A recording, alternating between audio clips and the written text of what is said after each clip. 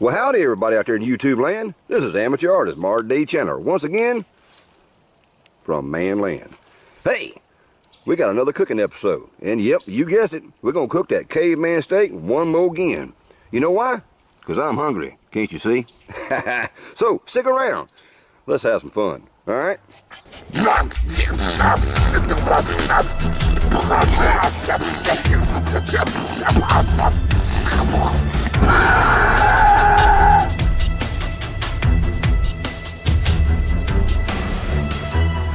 Howdy everybody out there in YouTube land.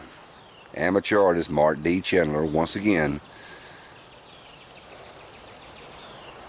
from another potential wet man land. My day off, afternoon, it's after 3 o'clock. Got some time to shoot a video, getting ready to do some cooking. And of course I wanted to try the caveman steak once again.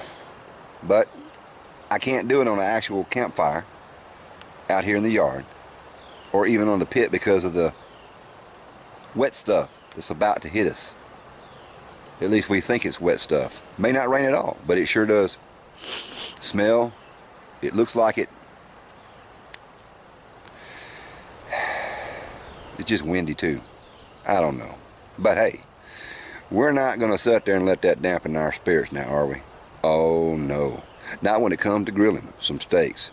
Now, on this here particular caveman cooking episode, we got a different choice of meat. Gonna show you that right there. But we're still gonna cook it on the portable fire pit, but we're gonna use a different type of charcoal.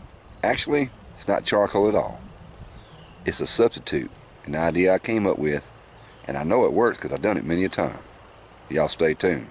We're gonna check this puppy out. Today's choice of meat happens to be Choice Angus Boneless Chuck Roast. $3.99 a pound, total $6.82, and it's registering in at 1.71 pounds. Well, this time we're going to do something a little bit different. Now, you've seen the roast steak there. I say roast steak because it's actually a roast. Here we got the more. This right here happened to be the carbon steel blade, and it looks kind of rusted, but it's not. It's actually got that natural pewter stuff on there. Then the natural stuff. We're going to slice this one in two. It's already thick enough to be a nice little steak, but of course I'm going to tenderize it. But what I'm going to do a little bit different is I'm going to take a little piece of this right here and cut it off on this end, and I'm going to take a little piece right here, say right about there on this end, and this is going to be our control. We're going to put these two pieces right here, marinated of course, but without the tenderization process, on the coals. Wee-wee's going to try one. I'm going to try one. These two pieces right here, we're going to go ahead and tenderize them using the, oh yeah, mama's version. The best way. The way that Bones Yard likes it. The way a lot of people like it. Using that old Coke bottle, or in my case, a Taco Baka bottle, to tenderize this dude, get her marinated, and we're going to have some fun.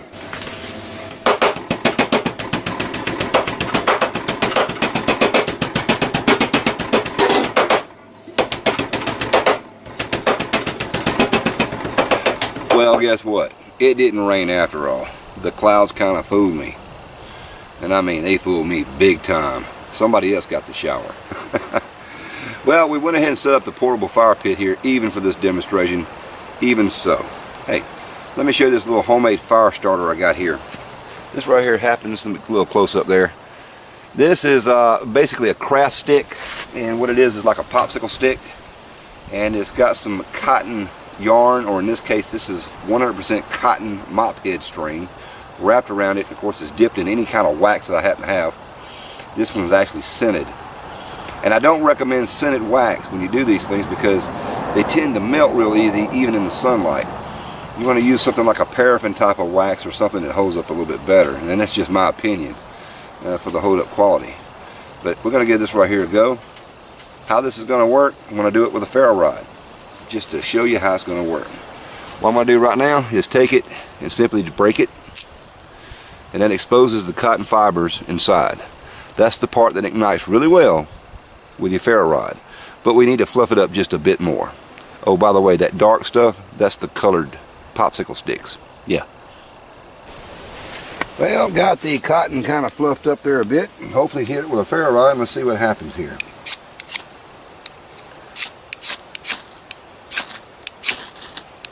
Well, there we go. We got a flame. And this is going to burn like a candle eventually.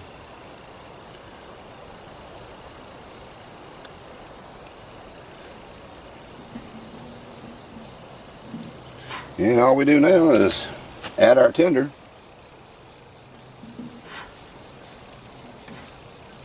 This wood I'm using right at the moment here is that mimosa wood from a mimosa tree that died about 2 years ago. Split it up into small pieces. And of course the idea of the fire starter is just to help get your wood started in case it's a little bit damp or you may have windy conditions and that type of thing. So we're going to let this right here burn down. I'm going to show you the first step of the caveman steak. Hey, it's going to be some good stuff. Just pretend this is a real campfire, okay? I mean, I got no choice. I got to pretend.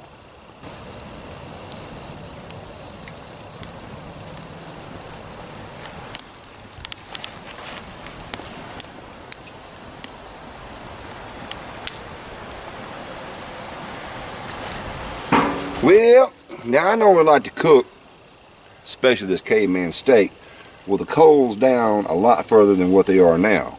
But in this case, we got a pan today from, well, kind of like a flea market or miniature flea market and yard sale.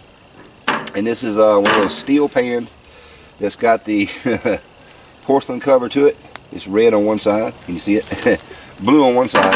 It happens to match some of our cups that we have. This is the plate. And here in the plate we've got some sauteed, finna be sauteed. We got some marinated mushrooms and onions. And one of the good marinade sauces that I like to concoct and put together.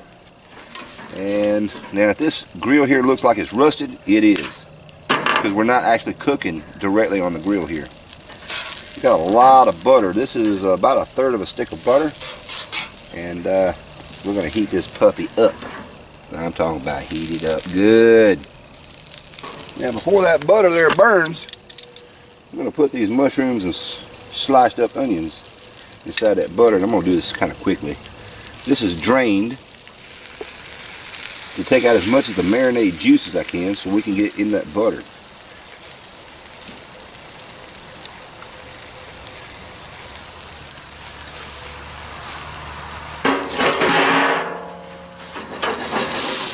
We're going to saute this just like at a Japanese restaurant. I could do this directly on the coals, but well, this particular process, I want to make sure these things are done just right. This hair is cooking down to a nice consistency. It's starting to get really wilted. Look at the caramelization on that onion there. Oh yeah. But because I want this to cook down just a little bit further, and I don't want the butter to burn, there's one other ingredient I'm going to add right quick. And, yep, now look, I know it's natural light beer. And I know what you're thinking, only just a bit. Just a bit. Man, you're using the cheapest beer out there in the universe. And you're right, I am. Remember, I'm on a budget. Budget people rule. We learn how to cook. Like I said, that mimosa wood is burning up really quick. It's been dry for 2 years, and hey, it's a good tasting wood, and it burns real good too. But it burns up too fast. You know, it's a good hot heat, kind of instantly. But this is what I wanted to do the caveman steaks on. This bag right here, this is the bag that you normally see that you add to your charcoal when you want to give that smoke flavor. This is Hickory Smoke Chunks, Master Chef brand. We're going to add that to the flame right now so we can get this thing here turned into our charcoal in a way. We're cooking on real wood is what I'm trying to say here. Not just lump charcoal or charcoal briquettes. Don't get me wrong. I like lump charcoal. And charcoal briquettes are okay. You know, you got to do what you got to do. This happened to be cheaper. And it's a big old heavy bag. I can afford to use some hickory. I ain't got none right now. Now let's add some of these nice big blocks of hickory to it. This, of course, is a hickory, a very tough wood, very hard wood. Gonna last a long time in this here campfire. We're gonna make sure we get enough blocks in there to do what I need to do and get this puppy, ooh, tasting oh so good.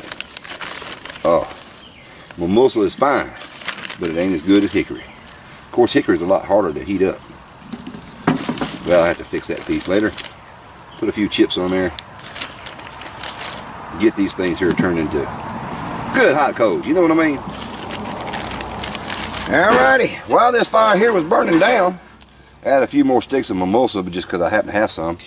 I forgot about the baked beans. And hey, we got to get them things heated up. You know I like Van Camp baked beans. All you got to do is heat them and eat them. That's what I'm screaming. Well, ladies and gentlemen, I hope that I'm not rushing the coals here. They're down. You want to blow the soot off, ashes. That's important. See how red that puppy is. Yeah. Now, these steaks right here, this is actually part of the rump roast. That's too hot for me to hold over there, but these are the thick pieces, and we're going to lay them directly on the coals, and we're going to give them a little time to cook directly in the center. Now at this point, I'd like to give a shout out to Rusty over there at Smoky Ribs, and he lives down there in South Mississippi. And if you've not checked out Smoky Ribs, there will be a link in the description box below for you to go check him out. He is the connoisseur of outdoor cooking. I mean, he's kind of like the scientist that is a magical chef. He knows what he's doing. And it was Rusty that commented on my last video of Caveman Steak that kind of explained why steaks don't exactly burn or flare up when cooked directly on the coals. It made a lot of sense. If you would check out also my very first video just for that particular piece of info, a link to that video will be in the description box below, and I have his comment pinned so that everyone can see that. That was absolutely inspirational. It's the truth. It really is, as far as I can see anyway. So we're going to give these right here a go. Let them cook for about, in this particular instance, about 3 minutes on each side, possibly 4. We'll know once we start flipping these dudes. We'll be right back when it's time to flip. Been almost a good solid 5 minutes. Here's the proof of concept. Flip. Oh yeah, look, the charcoal didn't even stick to it hardly. Got a few white embers. Here's number 2. That was stuck. That must be a hot spot right there. It's actually got a good char to it. Just add this one over here to that side too. Keep them all in line with the good hot stuff.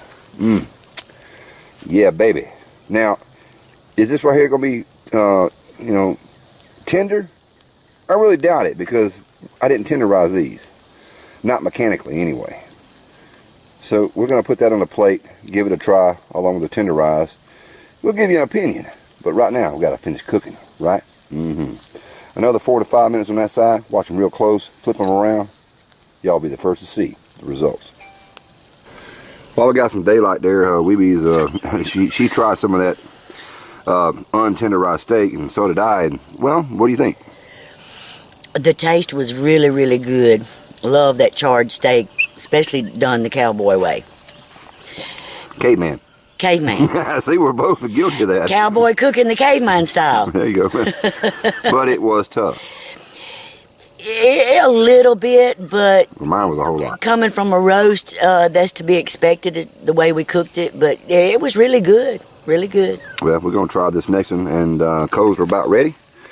We're going to give the tenderized version a good go over on them coals, and I know Roxy is having a fit because she just got a taste of the steak and she wants more.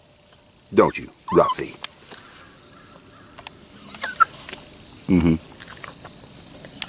We got tenderized steak coming up full of marinade.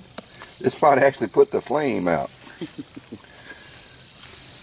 May not have enough coals to do this like I want it to, but it's all still trial and error, folks.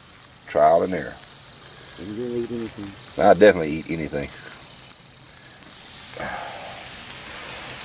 That may actually put the coals out with all that marinade on there. Oh, there's a little piece left. Give that to me. We'll put that right there. And that'll be for Reese. You already had your piece, Rocky. Well, folks, we have what I call a failure. A success, but still a failure. Before I run out of daylight, the last two tenderized marinated steaks I put on the coals there, just more or less put the coals out because it was so coated and full of marinade. Just knocked it slap out. Just flipped them. Get the camera down here where you can see. Trying to keep this as real as possible, folks. Those are the flip steaks. They've not even been charred. They've been cooking for at least 3 minutes on one side. I didn't hear any sizzle anymore. Yep, I knocked the coals out with that marinade. So, kind of a failure for this here particular test, but actually a success because we cooked the untenderized meat and we just tasted it again and it's pretty daggum tender. Not super tender, tender enough to eat. And I liked it, had a good flavor. A little bit beefy still. So we're going to take these two steaks inside the house and finish cooking them in the conventional oven on the broil. Well, lesson learned. Something I kind of already suspected is make sure that you're, well, when you're cooking steak directly on the coals like that, try to use a dry rub instead of a marinade that was wet and sloppy. Yeah, I kind of figured it would happen, but dadgum, I thought it was going to work. But anyway, we got the steaks finished off there in the broiler of the oven. Looking mighty good. Let me show you what it looks like. There it is, folks. Caveman steak. For the most part, with some baked beans. Now it's time for the taste test. Dave, now I'm interested in letting you try the tenderized version. And hopefully... With the mushrooms. Oh yeah, mushrooms. A little bit of onions.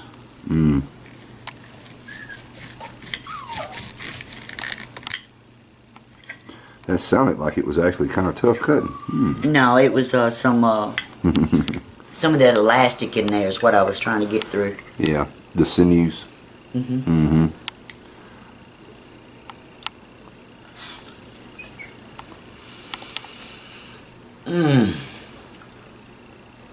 That is so good.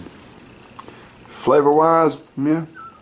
All right, what about tenderness? And it is tender too. Really? Wow, I'm surprised. Even though it's cooked a little longer, that's more of a well done too. But it is awesome.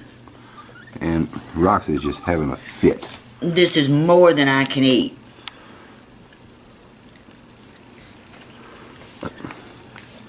Yeah, she didn't swallow that as quick as she did the first one. Well, there you go, ladies and gentlemen.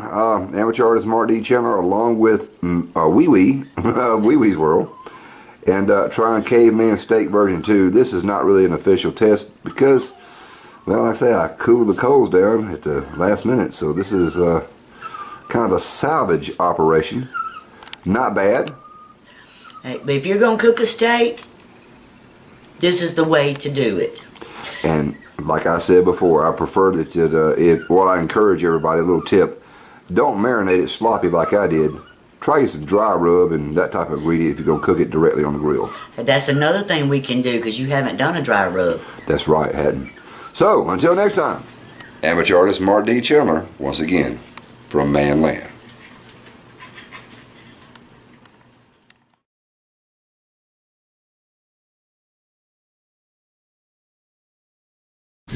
Hey y'all, amateur artist Mark D. Chandler, once again from Manland, along with Wee Wee of Wee Wee's World there. We're out here on a scavenger hunt for some sandstones and... That's a weird looking one. Oh, cool. Let me look at this right here. Right off the bat, she found something unusual. It looks like a root. It's kind of like the Peanut Man. Yeah, but it's a sandstone. Yeah. He just needs a cap on and be a Peanut Man. We'll take that home and use it for decoration. But I want to show y'all something.